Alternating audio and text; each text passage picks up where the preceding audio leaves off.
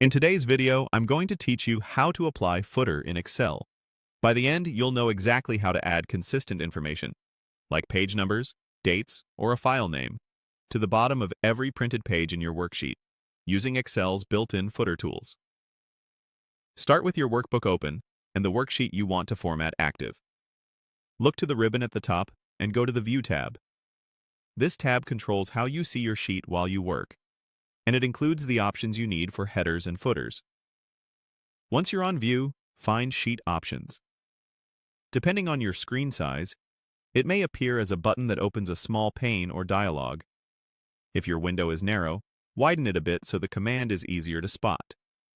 Inside Sheet Options, choose Header and Footer.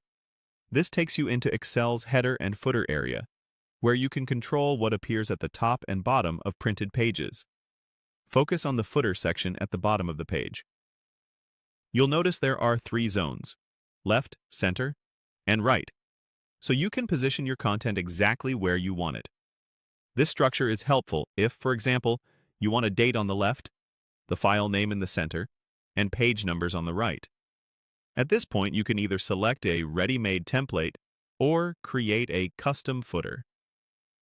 Templates are the quickest route and typically include common elements like page 1 of 3, the current date, the worksheet name, or the file path. They're great when you need a professional result fast. If you prefer full control, choose the custom option and type your own text, then insert dynamic fields. Excel uses simple placeholders, such as in page for the current page, and pages for total pages, and date for today's date, and time for the current time, and file for the file name, and in tab for the sheet name.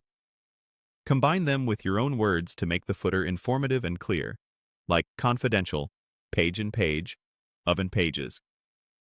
Take a moment to review the layout.